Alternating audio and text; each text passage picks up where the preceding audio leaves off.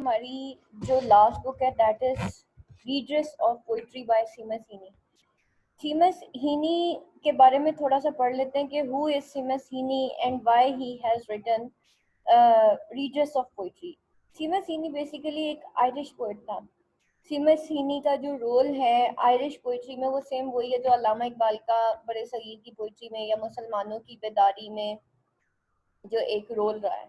यानी कि हमेशा वो अपनी नेशन, जो सोई हुई उसकी नेशन थी, जो उसकी गाफिल नेशन थी, वो उसको जो है हमेशा जो है जिसे कहना चाहिए बेदार करने के लिए लिखा करता था। सीमा सीनी की पोइट्री के बारे में मैं ज़्यादा बात नहीं करूंगी, लेकिन what about the Seamus Heaney about the redress of poetry. ठीक है, उसने रीड्रेस क्यों लिखा? रीड्रेस का मतलब होता है कि किसी चीज़ को रीअरेंज कर देना, उसको सही कर देना, रीऑर्गेनाइज कर देना। तो उसने रीड्रेस ऑफ पोइट्री लिखी, एक बुक जिसके अंदर उसने पोइट्री को डिफेंड किया था, क्योंकि एट दैट टाइम पोइट्री जो है वो अपनी जो इम्पोर्टेंस है वो ख़त्म हो गई थी। साइंस का दौर हो गया था। लोगों ने जो है, इवन स्टीफन गॉसन और प्लाटो ने भी जो है वो पोइट्स को वो कहता था कि ये जो है ना लायर्स है। तो सीमस हीनी ने as well as Philip Sidney ने जो है बुक्स लिखी थी to defend the poetry. Seamus Heaney के बारे में थोड़ा सा हम पढ़ लेते हैं कि who is Seamus हीनी, who was सीमस हीनी, और वो किस तरह का राइटर था। बेसिकली ये पोइट भी था और आर्टिकल्स भी लिखा करता था, और इसका जो मेन मकसद था वो नॉन पॉलिटिकल होना था। मतलब वो कोशिश ये करता था कि जैसे बाकी जितने भी पोइट्स हैं वो पॉलिटिकल इश्यूज पे लिखते हैं, लेकिन सीमस हीनी कोशिश ये करता था कि वो नॉन पॉलिटिकल रह के अपना काम करे। पोइट्री को वो ये कहता था कि पोइट्री जो है वो एक किसी भी नेशन को चेंज कर सकती है, और वो कहते हैं ना pen is mightier than sword. तो ये इस बिलीव के ऊपर जो है इसका ये बहुत स्ट्रॉन्ग बिलीव था, तो उसने अपने पेन को जो है ना माइटियर समझा देन स्वॉर्ड। तो इसने अपने पेन को बेसिकली एक बजाय इसके कि वो blood shades, actually that was the era जिसके अंदर बहुत ज़्यादा ब्लड शेड्स थे। आयरिश नेशन जो थी वो बिल्कुल ही गुलामी की ज़िंदगी एक बसर कर रही थी। तो एट दैट टाइम ही हैज़ यूज हिज पेन ताकि वो जो है अपनी जो नेशन है उसको हार्मोनाइज कर सके। और फिर अभी देखते हैं हम कि वो किस तरीके से फंक्शंस ऑफ पोइट्री हमें बताता है, और किस तरीके से वो पहले तो डिफेंड करेगा पोइट्री का कि पोइट्री जो है वो इतनी बुरी नहीं है जैसे कि उसको बाकी राइटर्स ने, क्रिटिक्स ने, साइंटिस्ट ने, फिलोसोफर्स ने कह दिया है। फिर उसके बाद वो फंक्शन ऑफ पोइट्री बताएगा कि अगर हम पोइट्री को अपनी लाइफ में अप्लाई करते हैं तो हमारी लाइफ में क्या चेंजेस आ सकती हैं। हीनी के बारे में देखते हैं कि Seamus Heaney the Irish voice of the earth. Seamus Heaney के बारे में कहा जाता था the most important poet since W B Yeats. यानी कि डब्ल्यू बी यीट्स के बाद अगर कोई आयरिश पोइट आया उस तो वो सीमस हीनी था। लाइफ इसकी देख लेते हैं। Born into a Catholic family in 1939 in the country of Derry, Northern Ireland. At school, became aware of the religious and cultural division of Ulster. Graduated in English language and literature in Belfast in 1961. Life इसकी देख लेते हैं। In 1970 and 1971, Heaney worked at the University of California, Berkeley. This accelerated the politicization of the poetry. तो अब क्या हुआ कि जब ये काम कर रहा था यूनिवर्सिटी ऑफ कैलिफोर्निया बर्कली में, तो अब जो है actually politicisation of this his poetry जो है वो एक्सेलरेट हुई। Poetry could become a mode of resistance. इसका ये कहना था कि पोइट्री जो है वो एक मोड ऑफ रेजिस्टेंस बन सकती है। रेजिस्टेंस किस वे में? रेजिस्टेंस इन अ वे कि पोइट्री को हम अगर हम पॉजिटिव मीनिंग्स में लें तो पोइट्री को हम जो है बहुत सारी ऐसी थॉट्स, बहुत सारी ऐसे कन्फ्लिक्ट्स जो हैं या बहुत सारे ऐसे डिस्प्यूट्स हैं उनको रोका जा सकता है थ्रू द पोइट्री। वर्क्स में हम देख लेते हैं death of a naturalist, door into the dark, involvement into the civil rights movement. ठीक है, उसके वर्क्स में हम देखते हैं कि उसकी राइटिंग्स में डेथ ऑफ अ नेचुरलिस्ट, उसने जो है बुक लिखी थी door into the dark, involve the civil rights movement. जो सिविल राइट मूवमेंट थी उसके ऊपर इसने 1965 में डोर इनटू द डार्क लिखी थी। फिर उसने wintering out, his response to the increasing complexity of Irish question after the corruption into the northern affair of the polyvisional IRA। तो वो जो है ये एक्चुअली विंटरिंग आउट जो है उसका रिस्पॉन्स था to increasing complexity of Irish question. जो आयरिश क्वेश्चन की इंक्रीजिंग कॉम्प्लेक्सिटी थी जो कि after the corruption into northern affair of the provisional IRA. तो ये जो है आयरिश आयरलैंड, आपको पता है कि ये एक तरह से इस पे कब्जा कर लिया गया था इन द और ये जब हिटलर जो है नाजीज जिन्हें कहा जाता है, उन्होंने एक्चुअली उनके ही फौज जो है इनके ऊपर कब्जा कर गई थी, जिसकी वजह से ये लोग बहुत सारे कॉन्फ्लिक्ट्स में पड़ गए थे। उसके बाद 1975 not the result of Heaney meditation on the reading PV Glob's the bog people and its account of propitiatory iron age ritual killings in Jutland। यहाँ पे कि 1975 में उसने नॉर्थ एक बुक लिखी। ये जो है इस बुक के अंदर एक्चुअली उसने रिचुअल किलिंग्स के बारे में लिखा था जो जूटलैंड में होती थी। असल में पुराने ज़माने के जो लोग थे वो गॉड्स एंड गॉडेसेस की पूजा किया करते थे, उनको वर्शिप किया करते थे, गॉडेस ऑफ अर्थ की पूजा किया करते थे। तो फर्टिलिटी की कॉज की वजह से वो जो है ब्लड शेड्स जो है कभी वो यंगस्टर्स के ब्लड्स जो है वो बहा देते थे, मतलब उनको सेक्रीफाइस करते थे। और इसी तरीके से कभी वो जवान लड़कों और लड़कियों को जो है बलि दे देते थे, इसी तरह छोटे बच्चों को बलि दे देते थे। तो ये जो है ये जो रिजल्ट था, यानी कि उसने फिर उन सारी रिचुअल्स को कंपेयर किया था आज की आयरलैंड के साथ, आज की आयरिश नेशन के साथ, कि किस तरीके से आज भी जो है डिफरेंट नेशंस जो हैं उनकी भी किलिंग्स होती हैं। तब जो है किलिंग्स क्यों होती थी, रिचुअल किलिंग्स होती थी आयरन एज में, पुराने दौर में। लेकिन आज जो किलिंग्स होती हैं, आज भी लोगों को किल किया जाता है, नेशंस को किल किया जाता है for the cause of their nation. तो यहाँ पे ये चीज दिखाई जाती है। फिर 1980 सेलेक्टेड पोएम्स उसने कुछ लिखी थी, प्री ऑक्यूपेशन का collection of pros pieces.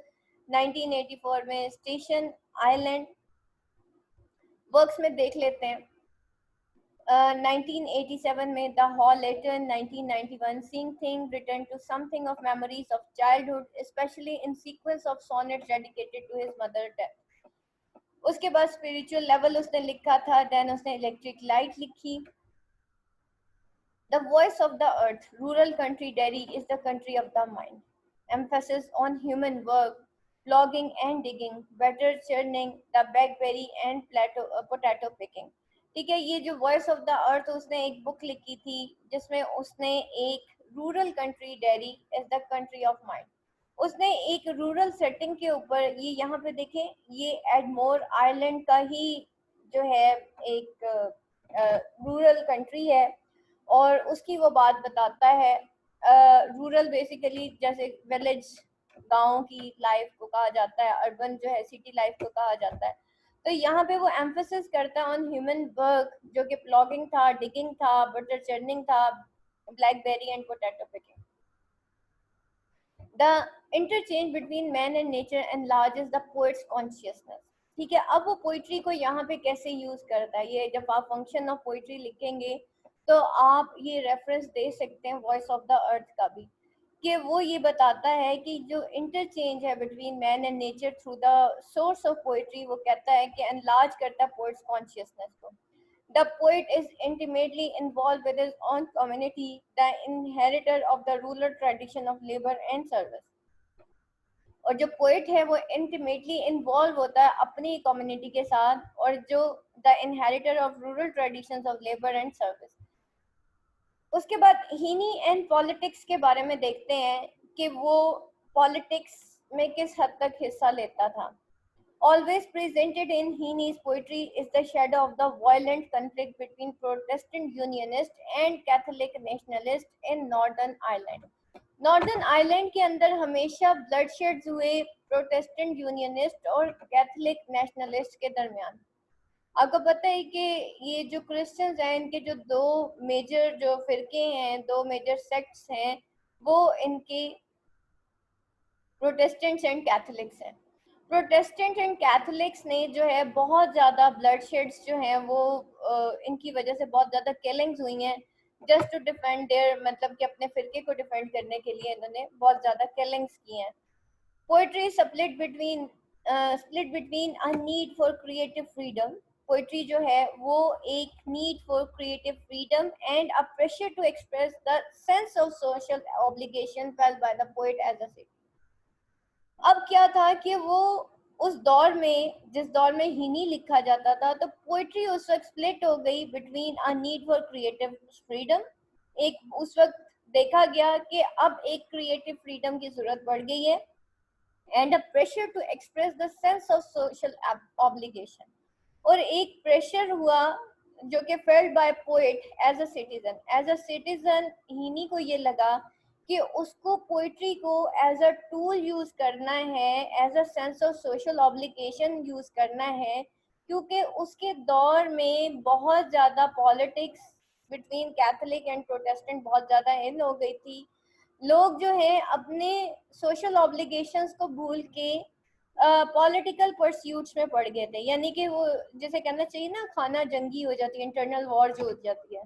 Actually Ireland के अंदर ये सारा कुछ चल रहा था उस दौर में. तो एट दैट टाइम, जैसे मैंने कहा ना, pen is mightier than sword. तो इसने कहा कि अगर, जैसे इसने पोएम लिखी थी एक डिगिंग में ये कहता है कि भाई अगर मेरे जो एंसेस्टर्स हैं उन्होंने डिग करके मतलब फसलें उगाई हैं, लेकिन ये कहता है कि नहीं, मैं ट्रेडिशनल वे में जो है प्रोग्रेस नहीं करूँगा, क्योंकि पुराने ज़माने के लोग जो थे उनका जो बेसिक प्रोफेशन था वो तो एग्रीकल्चर था.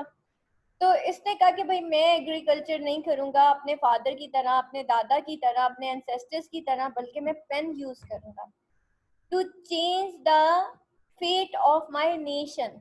So he has used the pen to change the fate of his own nation.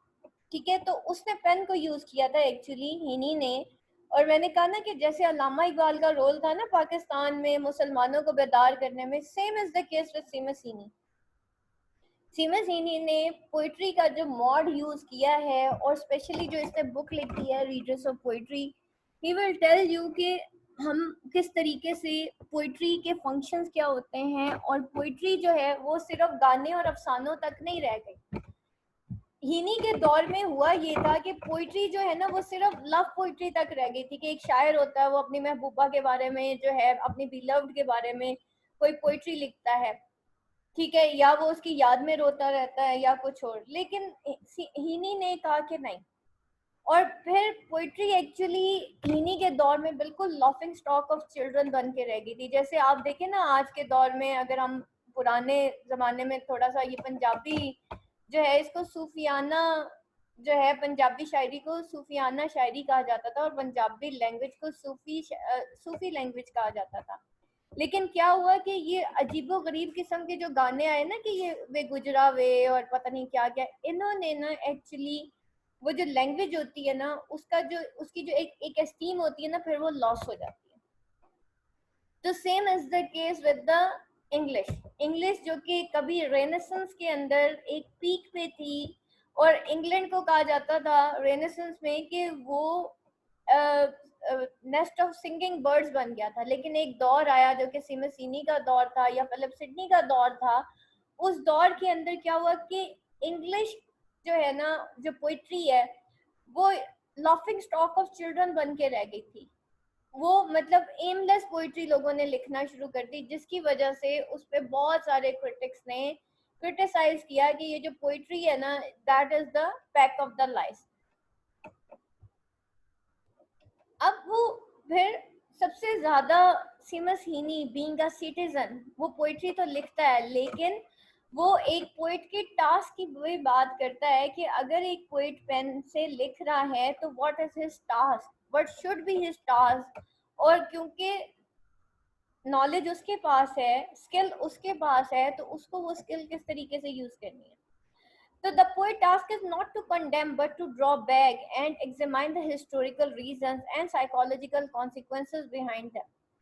अब पोइट का टास्क जो है वो ये नहीं है कि वो कंडेम करना शुरू कर दे, लेकिन बल्कि क्या है कि उसको ड्रॉ बैक करना है और एग्जामाइन करना उन हिस्टोरिकल रीजंस को and psychological consequences behind them. जो भी इंसान के साथ बुरा हो गया या उसकी जो नेशन है उसके साथ बुरा हो गया या वो पॉलिटिकल इश्यूज में पड़ गई है या उसके साथ कुछ भी बुरा हुआ है, एक्चुअली पोइट का काम ये है कि अब वो उन हिस्टोरिकल रीजंस को देखे, कंडेम ना करे। एक होता है कि डायरेक्टली जब हम कंडेम करना शुरू कर देते हैं ना, उससे डिस्प्यूट्स पैदा होते हैं, तुमने गलत कह दिया, ठीक है। That is the wrong way to मतलब किसी भी चीज को रोकने का ये गलत तरीका होता है, ठीक है। देखिए तरीके दो तरह के हैं। तुम नमाज क्यों नहीं पढ़ते, ठीक है, और चलो आओ बेटा नमाज पढ़ते हैं। दोनों का मकसद एक ही है कि बच्चे को नमाज पढ़वानी है, ठीक है, लेकिन तरीका डिफरेंट है। तो जब हम क्यों क्या कब कहाँ कैसे डायरेक्टली कंडेम कर देते हैं तो लड़ाई हो जाती है। तो इस वजह से आओ नमाज पढ़ने में और तुम नमाज क्यों नहीं पढ़ते, इन दोनों में फर्क होता है। तुम नमाज क्यों नहीं पढ़ते, किस लिए नहीं पढ़ी, क्यों नहीं पढ़ी, तो इस चीज का एक नेगेटिव इम्पैक्ट पड़ता है एक बच्चे के ऊपर। और अगर माँ ये कहती है कि चलो आओ बेटा नमाज पढ़ते हैं, नमाज का वक्त हो गया, तो वो बच्चा ऑटोमेटिकली नमाज पढ़ेगा। लेकिन क्यों कहेंगे तो फिर वो भाग जाएगा। तो दैट इज द थिंग कि कंडेम नहीं करना, बल्कि उसकी हिस्टोरिकल रीजंस देखनी है, उसको एग्जामाइन करना और साइकोलॉजिकल कॉन्सिक्वेंसेस उसके पीछे क्या है उनको एग्जामाइन करना है। This gives his work universal meaning and also mystic resonance. और ये जो है उसके वर्क को यूनिवर्सल मीनिंग भी देता है और माइस्टिक रेजोनेंस भी माइथिक रेजोनेंस भी देता है। द एल्गाइक हीनी, एल्गाइक कहते हैं गमजदा, ऐसी एलेगी कहते हैं एक ऐसी पोइट्री को जो किसी की डेथ के बाद उसकी याद में लिखी जाती है, यानी कि गमजदा पोइट्री को, दुखी पोइट्री को हम एल्गाइक पोइट्री कहते हैं। अब वो कहते हैं द एल्गाइक हीनी, हीनी का दुख क्या था। The poems evoke figure who suffer some kind of human diminishment, isolation, repression, disenchantment, exploitation और betrayal। हीनी का दुख ये नहीं था कि उसकी कोई बिलव्ड है वो लॉस हो गई है या वो मर गई है। हीनी का दुख जो था वो अपनी आयरिश नेशन के लिए था। वो अपनी आयरिश नेशन के लिए लिखा करता था। वो जो है उसने ह्यूमन डायमिनिशमेंट के बारे में लिखा, उसकी जो कि ह्यूमन डायमिनिशमेंट यानी कि इंसान का जो उसकी डायमिनिशमेंट है, उसकी डिस्ट्रक्शन है, डायमिनिश हो गया वो, यानी कि और उस डायमिनिशमेंट के नतीजे में जो उसको आइसोलेशन हुई, रिप्रेशन हुई, एक्सप्लॉयटेशन एंड बिट्रियल, किस तरीके से ह्यूमन को, इंसानों को एक्सप्लॉइट किया गया है, नेशंस को एक्सप्लॉइट किया गया थ्रू पोइट्री टू। पोइट्री के थ्रू भी नेशंस को जो है बिट्रे किया गया है और बिट्रेयल एक्सप्लॉइट भी किया गया, और ये लीडर्स करते हैं, ठीक है।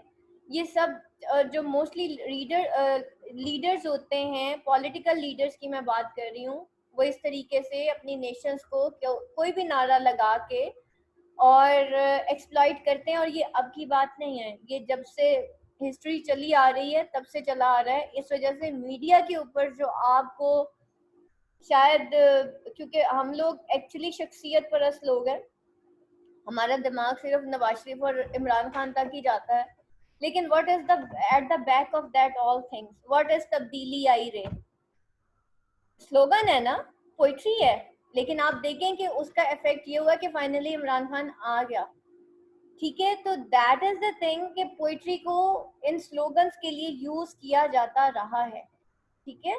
तो दैट इज द थिंग। तो ये सारी चीजें जो हैं इस तरीके से नेशंस को मैं किसी के सही गलत की बात नहीं कर रही, आई डोंट नो कि ये सारे क्या कर रहे हैं, लेकिन बहरहाल हिस्ट्री भी उठा के देखी जाए तो जो लीडर्स होते हैं वो अपनी तकरीरों के ज़रिए, अपने स्लोगन्स के ज़रिए नेशंस को डिस्ट्रैक्ट करते हैं। और हम लोग क्योंकि शख्सियत परस्त लोग होते हैं, या तो हम इमरान खान के पीछे लड़ पड़ते हैं या हम नवाज शरीफ के पीछे बाप बेटे आपस में लड़ रहे होते हैं एक ही घर के अंदर। तो होता क्या है कि इस तरीके से जो है हम किसी भी एक लीडर के पीछे चल पड़ते हैं। और same is the case with the जितनी भी जंगें हुई हैं, कभी भी सोल्जर्स ये नहीं सोचते थे कि जंग सही कॉज के लिए हो रही है या गलत कॉज के लिए हो रही है। उसका बादशाह उसको कह देता था या उसका लीडर उसको कह देता था कि तुम लड़ो, तो वो लड़ने मरने को तैयार हो जाता था। उसको नहीं पता होता था कि मेरा लीडर सही कह रहा है, मेरा जो किंग है वो उसका फैसला सही है या गलत है। किंग ने कह दिया और उन्होंने लड़ दिया, बात खत्म हो गई। So they stand for those historical disposed and maltreated and act as exemplars of suffering and endurance. और फिर जो है ये जो है स्टैंड करते हैं, ये जो ह्यूमन डायमिनिशमेंट है स्टैंड करती है for those historical disposed and maltreated, उस हिस्टोरिकली डिस्पोजेस्ड और maltreated, और वो एक्ट करते हैं as exemplars of suffering and endurance. Death and memory देख लेते हैं। The recognition of death is an absolute necessity for a poet because it is only then that the writer's soul can open up to what the wider universe has to say. What matters in this life and what our forefathers can teach us. Style देख लेते हैं। Presence of a speaker viewing the story from his own particular place and time. A quatrain from form where there is the dissolving of line into line and image into image. The use of enjambment, two stresses to a line like the half line of Anglo-Saxon alternative meter, use of colon or its equivalent the dash, imitation of Anglo-Saxon cannings, precision of technical terms. ये तो बेटा इसने जो poems लिखी है ना अभी पीछे जिनकी बात कर रहे हैं, एक्चुअली ये उसका स्टाइल इन फॉर्म है जिसमें वो क्वार्ट्रेन कहते हैं 4 लाइन स्टैंजा को, जहाँ पे dissolving of line to line यानी कि एक लाइन दूसरी लाइन में मर्ज हो रही है और इमेज जो है वो दूसरे इमेज में मर्ज हो रहा है। यूज ऑफ एनजैम्बमेंट यानी कि सिंबलिज्म को वो यूज करता है। Stresses, two stresses in a line like the half line of Anglo Saxon और एलिट्रेटिव मीटर।